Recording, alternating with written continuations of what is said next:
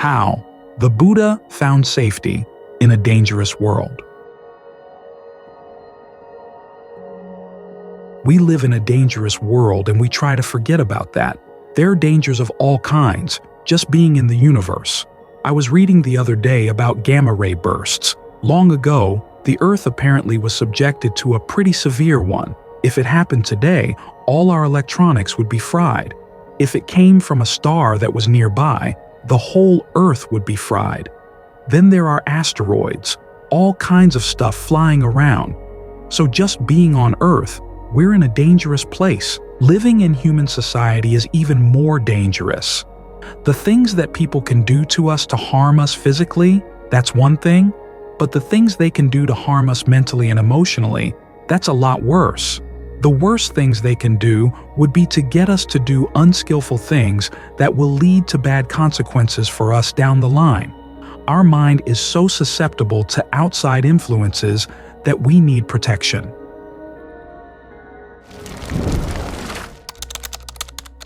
Safety in an uncertain world.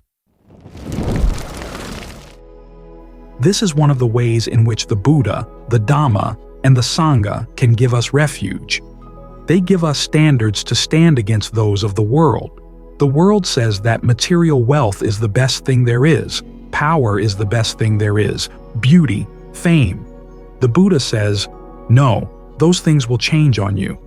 And to get those things, you can often end up doing some really unskillful things that will have a long impact on you. The Buddha always has you think about the long term. Remember the questions that lie at the beginning of wisdom and discernment. What when I do it will lead to my long-term harm and suffering? What when I do it will lead to my long-term health and happiness? When the Buddha says long-term, he means really long. Many, many lifetimes. Our unskillful actions can have an impact not only in this lifetime, but also onto future ones. It's good to keep that perspective in mind. It protects us. The Buddha talks about teachers providing protection for their students. That's one of a teacher's duties, and this is the kind of protection the Buddha gives us. Ways of thinking, ways of looking at the world to help us see that being skillful and being heedful, being harmless, really are activities, standards, values that are worth pursuing. That's one level of danger that the Buddha has us protect ourselves from. Then we think about the uncertainties of human life, aging, illness, death. Those things could come at any time. So he goes on to provide protection against them. First, he provides protection against going to bad places when we die, or creating bad places for ourselves here on Earth. He does this with his standards in terms of virtue, concentration, and discernment. He helps to protect us against our doing unskillful things, thinking unskillful things, saying unskillful things, because the uncertainties of the world are nothing compared to a mind that's uncertain, that can't trust itself. So we have to learn how to make ourselves trustworthy. This is why the precepts are such an important part of the practice.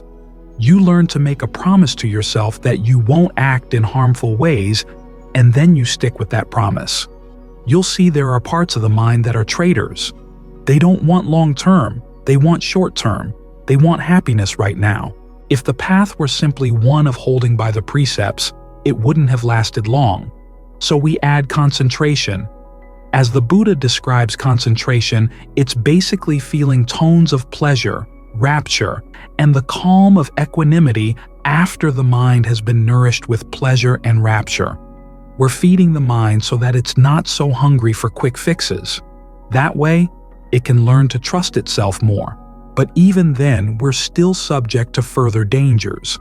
The simple facts of aging, illness, and death. Acting in skillful ways on the mundane level can't protect us from those dangers. And who knows when you die and go someplace else? You may forget everything about the Dhamma. There may be an inclination in the mind if you develop in that direction. But sometimes the shock of death and rebirth can be so great that there's a huge blank. It's going to take a long while to get back to the Dhamma. This is why we have to be protective against our own skillful actions. In other words, skillful actions that are not on the noble level. This is where discernment comes in, building on concentration, so that you can learn to see how the mind shapes its experience. As the Buddha says, insight gets developed when you ask the right questions about fabrications. What fabrications are, how they should be regarded, how they should be seen with insight. Learn how to look at your emotions as you go through the day. From that perspective, how are they fabricated? The Buddha gives you a list of 3 types: bodily, verbal, mental. Bodily is the way you breathe. Verbal is directed thought and evaluation, how you talk to yourself. Mental is perceptions and feelings, the labels you put on things and the feeling tones you focus on. Your emotions are composed of these things, and you want to learn how to see them that way. They may be old habits. We may say that something we've done since childhood is really going to be hard to dig out, but it's not just since childhood. A lot of these habits go way back to before we were born. There's a belief among Ajahn Lee's students that he was King Asoka reborn. When I learned that, I was able to obtain a biography of Asoka that had some of Asoka's edicts translated in an appendix. I translated them into Thai.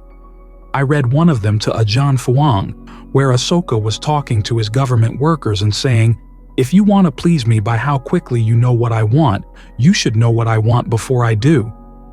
Ajahn Fuang's comment was, 2,000 years, he didn't change. Sometimes our habits go way back. But that's no reason to think that they're too strong to dig up or too strong to change. Ajahn Suwat had a nice image. He says, you go into a cave. Imagine the caves of Lascaux, which for many thousands of years had remained closed. Somebody goes in with a light. The darkness in the cave can't say, "Hey, we've been dark all this long. You have no right to chase us away." Once the light comes in, the darkness has to go.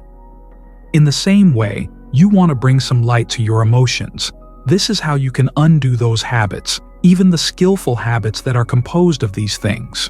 But first, you want to get good at undoing your unskillful emotions, because these are the things that make you untrustworthy.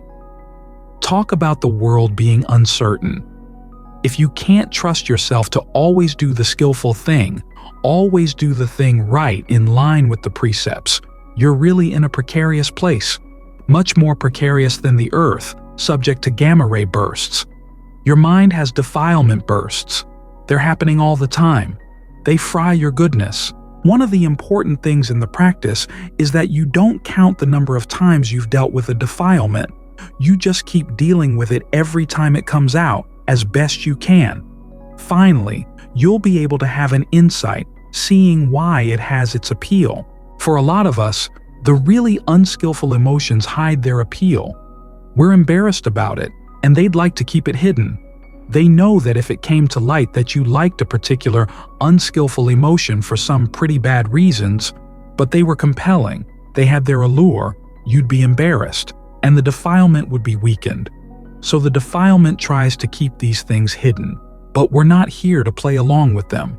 We're here to fight them. That means we have to figure out, why do they have that power? Why do we play along?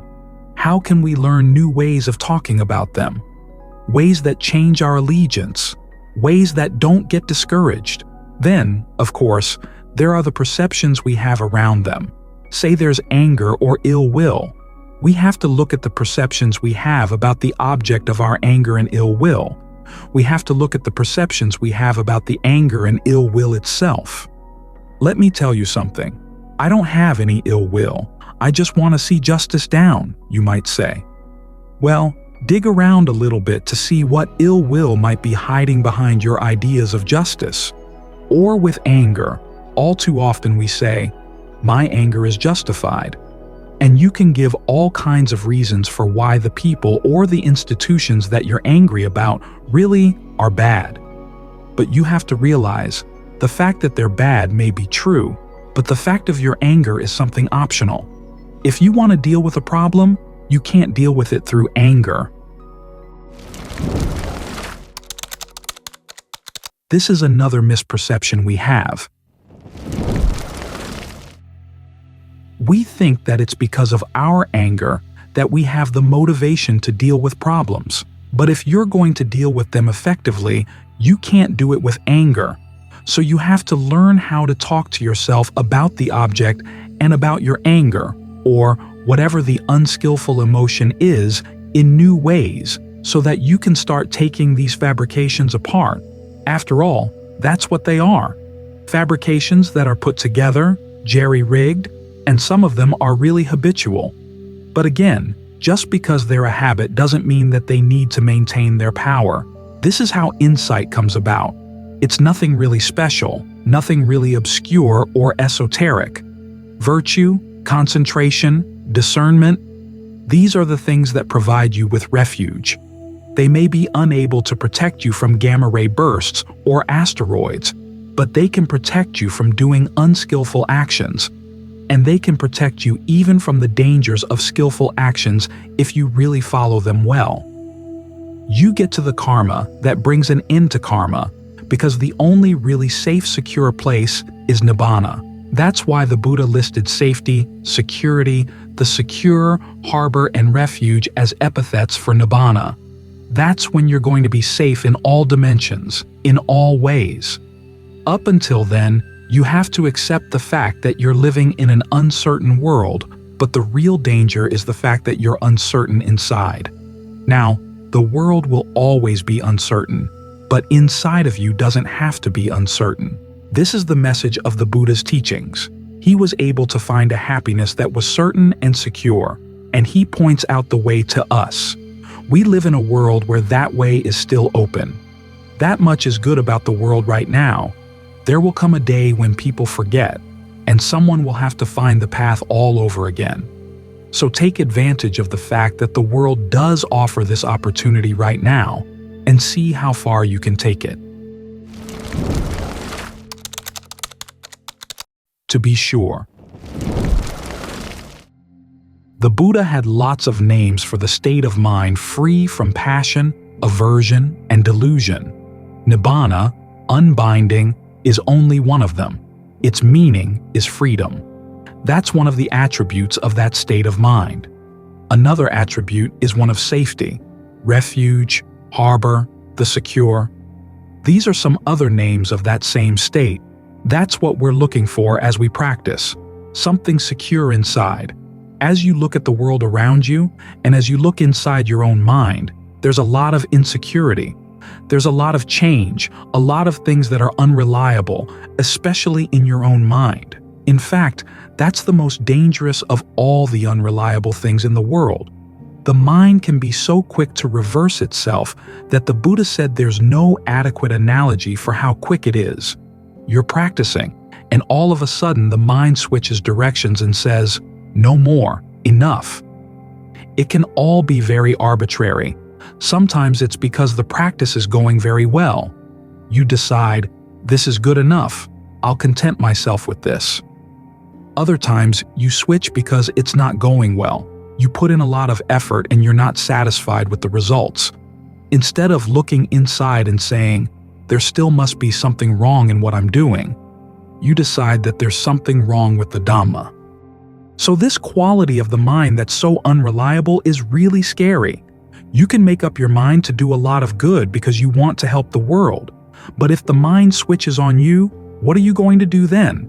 We see this with a lot of people who are very corrupt, and yet they seem to have a lot of success in life.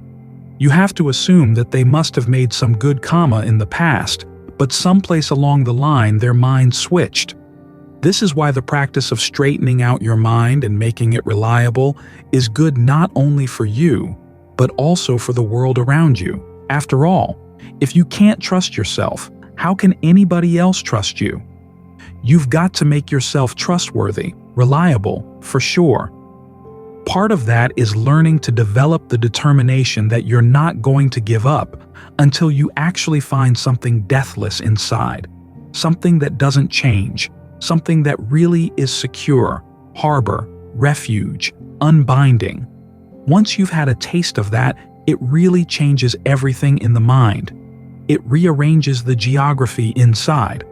What seemed to be just a nice idea suddenly becomes a reality, a very real reality, the sort of thing that can't be forgotten. Having a glimpse of that doesn't mean that you're totally there yet, because you also realize there's more work to be done.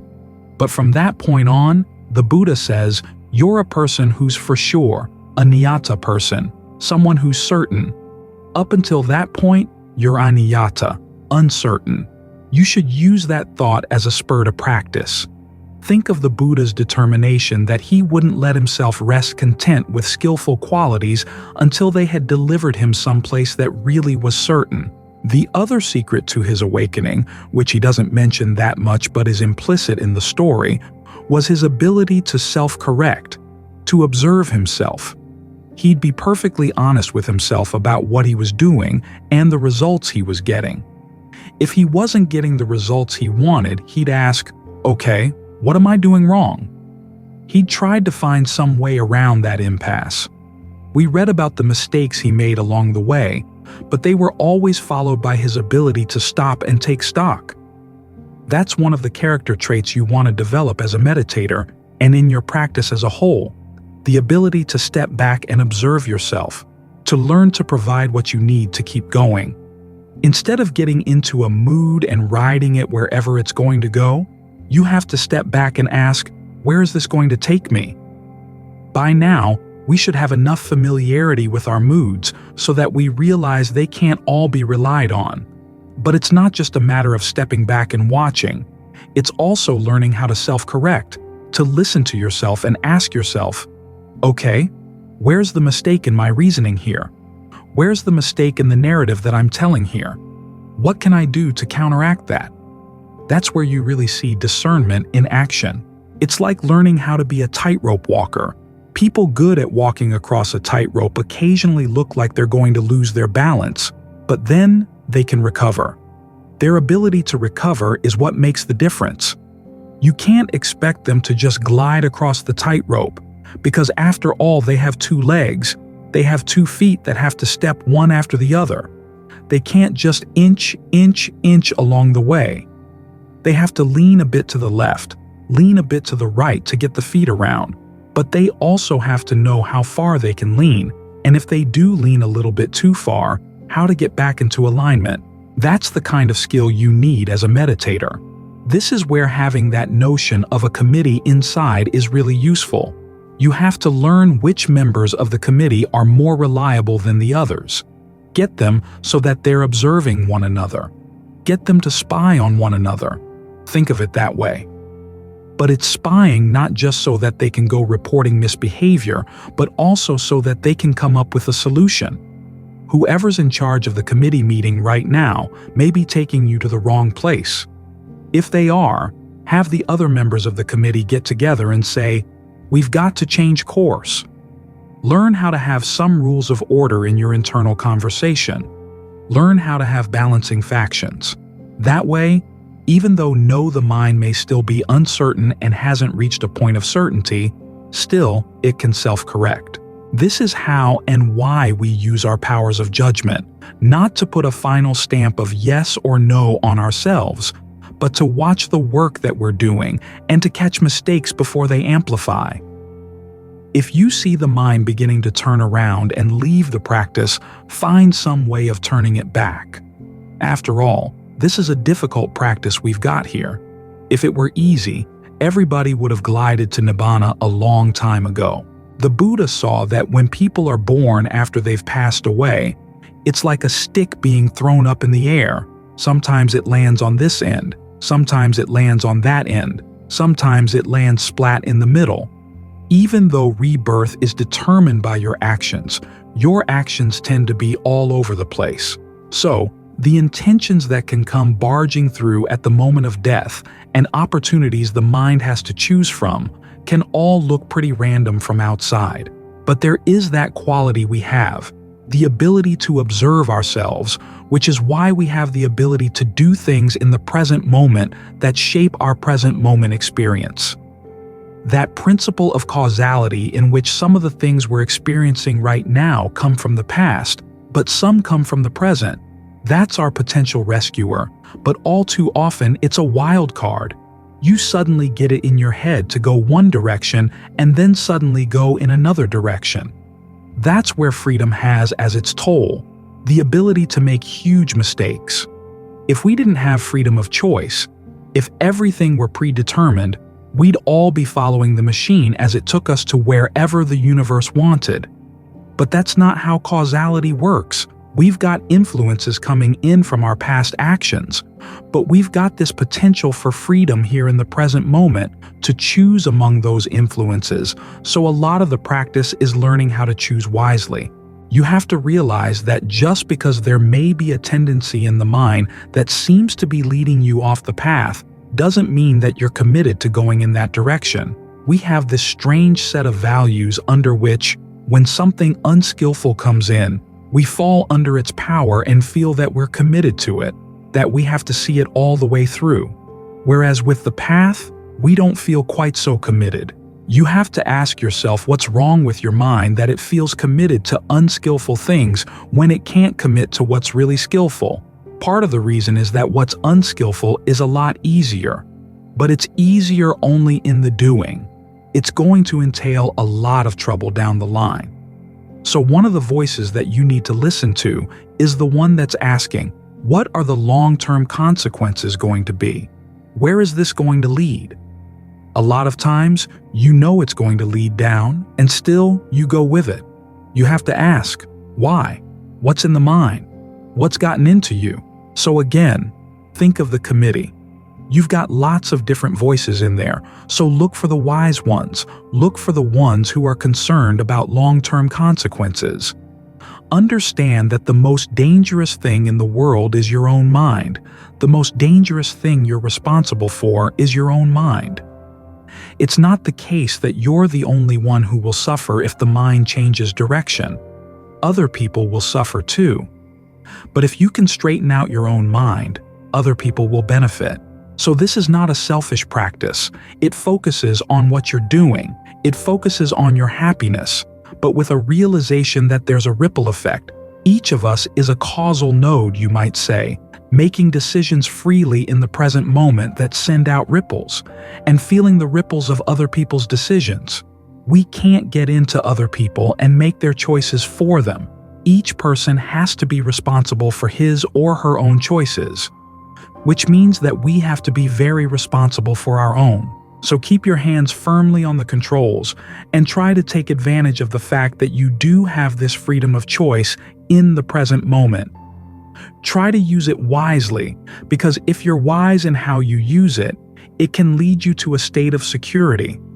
You don't know that for sure until you get there, but at least it's a possibility, and we live in this world where so many things try to deny that possibility. We have to actively resist their influence and respect our desire for a genuine refuge and our sense of responsibility inside. So, don't abandon the path now that you've found it. You want to see it all the way through.